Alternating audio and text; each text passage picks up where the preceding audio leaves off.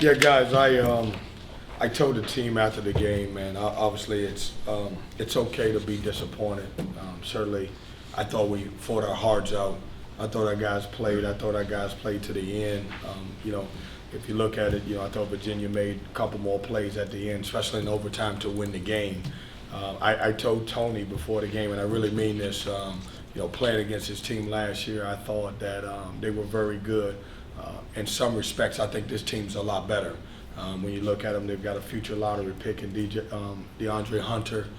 They've got some really good guards. But I told my guys, man, look, it's a thin line between winning and losing. We were on the other side of it against Clemson, and we fought.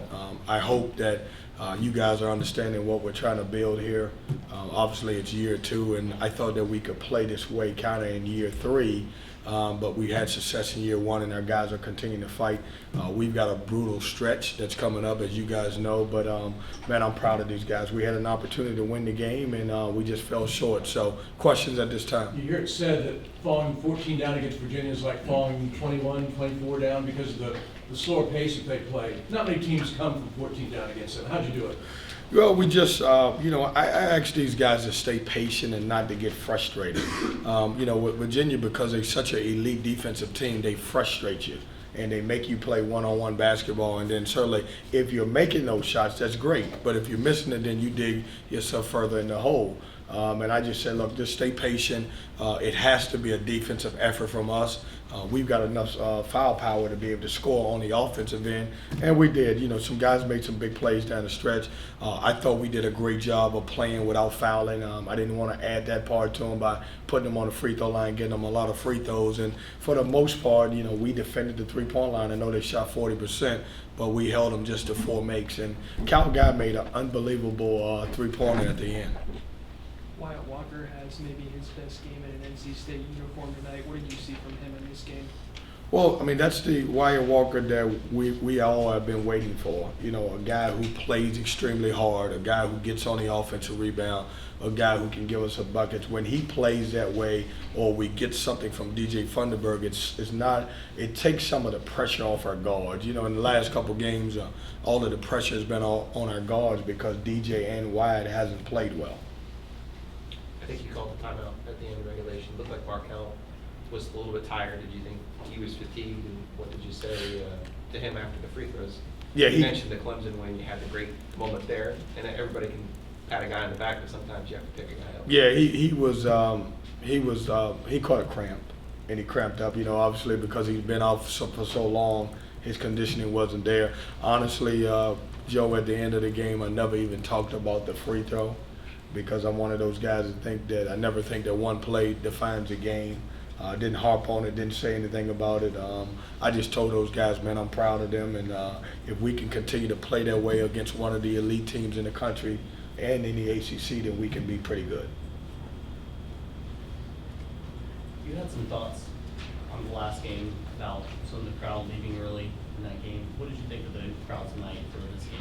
Well, I think I need to clear something up. Everybody's making such a big deal about that. Was a little sarcasm, and people don't understand what sarcasm is. And basically, I want everybody to know that we're a pressing team, and anything could happen at the end of our games. Wasn't talking about our crowd. I love our fans. I've said this all along. I think we've got the best fans in the country. But I wanted to take a little jab, a sarcastic jab, at those who left a little bit early. That being said, it was plenty of people that stayed in the arena. They were a huge part of Reed going to the free throw line, missing 4 free throws in a row. I thought our crowd was tremendous tonight. I thought they were loud. I thought they were in the game. And it gives us such a tremendous home court advantage when they play that way. So if anybody that can hear my voice or hears me, it was a joke. That's what it was. That's all. Coach, it looked like the full court press had a lot to do with you guys being able to get rid of that 14-point deficit, and you brought that strategy in the second half. Was there any thoughts at all to maybe have that at the beginning of the game to force your tempo, to help force your tempo upon the game instead of waiting until the second half? Well, I don't think we waited. I think we waited till we scored.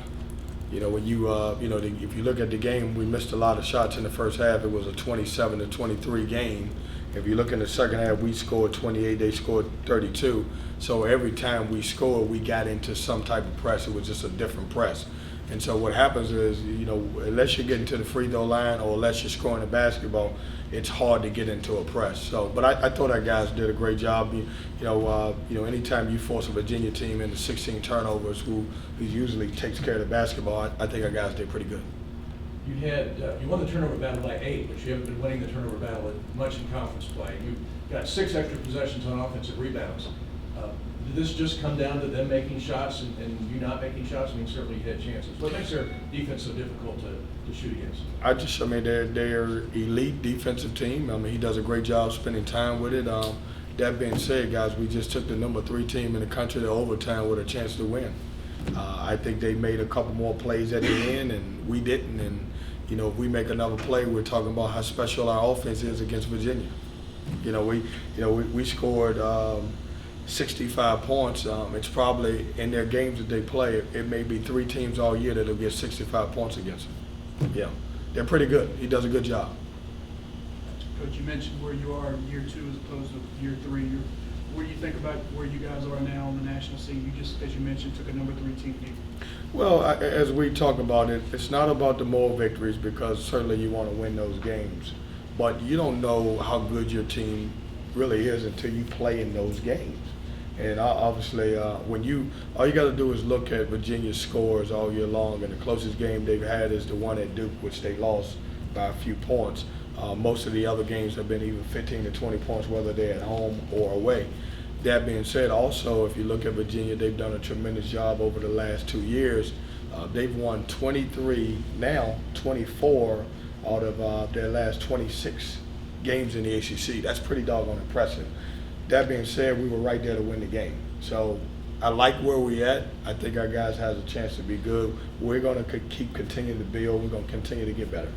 Thanks, Coach. Thanks, guys.